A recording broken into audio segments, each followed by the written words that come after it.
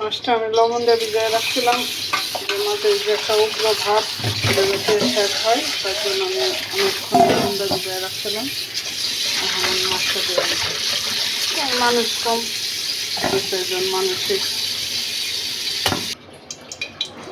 কড়াইয়ে আমি তেলটা বসাই দিলাম আর মাছটা ম্যারিনেট করে নিই।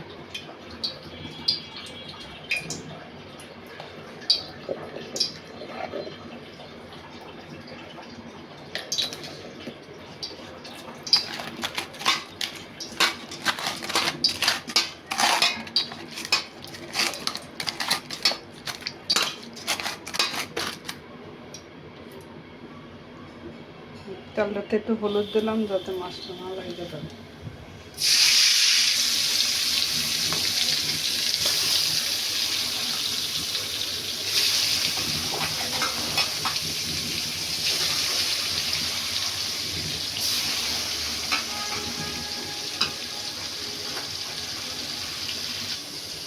চলো মাছটা ভাজা হইতে হইতে মশলাটা বানায় নিয়েছি। জিরা বাটা, ধনিয়া গুঁড়া, যেহেতু আমার হলুদের কালারটা বেশি, অল্প একটু হলুদ দিলাম, শুকনো লঙ্কার গুঁড়ো,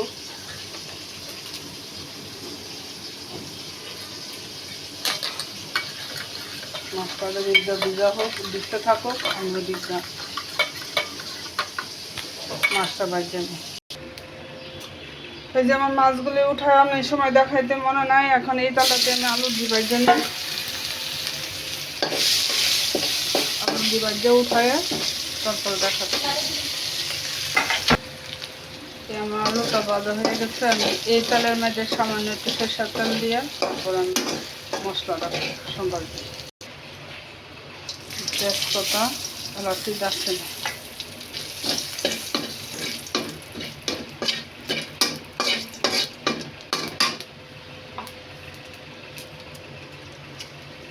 জিরা সম্বার দিই।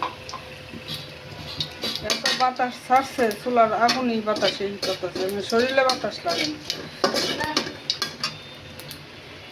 ওই যে বলছিলাম না সরষের তেল দিব, কারণ সরষের তেল দিয়ে সম্বাসটা দিলে খুললে উঠে তোমাদের দেখাইতে সমস্যা হয়। এদিক দিয়ে হাওয়া ছাড়ছে, হাওয়ার জন্য চুলার আগুন খালি বেরোচ্ছে। মশলাটা তো বানায় রাখলাম, ওই মশলাটা আমি খাওয়া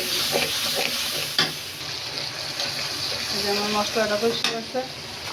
এখন এখানে আলু ভিজে বাজিয়ে রাখছিলাম, আলুটা দিয়ে দিলাম। বন্ধুরা আমি একটা মানে আমার মারে দেখতাম যে আগের মানুষের তো ঘরের জিনিসই খাইতো, মাঠা বানায় যে মাঠার জলটা থাকতো এটা দেখতাম মাছের কালিয়া, মাছের ঝোল বা রুটির কাই। তো এখন আজকে আমার মার কথা মনে হয়েছে, আমিও আজকে দুধ জ্বালতে দিতে গিয়া দেখি দুধ ছানা হয়ে গেছে। কারণ আমি জলটা কী করবো, আমিও আমার মার মতো প্রসেসিং করবো।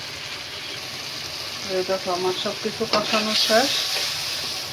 এখন যেহেতু আমি আমার মার মতো প্রসেসিং করবো, ওই ছানার জলটাই দিয়া। একদিন আমি মাংস রান্না করছিলাম, তখন আমার ছেলেরা পছন্দ করছে। এই যে আমার যেহেতু বোঝা যায় না যে ছানার জল না দুধ, আর ফলাবো প্রয়োজনে কাজে লাগাই দিলাম। আমার আগের মানুষে বলতো না সুযোগের সদ্ব্যবহার, তা আমিও মাঝে মধ্যে সুযোগের সদ্ব্যবহার করি। আমার মতো এরকম সুযোগদারি কে কে আসো কমেন্টে বললো। আর আমার রান্নাটা বা ভিডিওটা যদি ভালো লাগে তাহলে একটু লাইক কমেন্ট করে সাপোর্ট দিন। যেহেতু কালিয়া করব গরমের দিন, তার জন্য আর বেশি জল দেব না, এটুকুই থাকবে।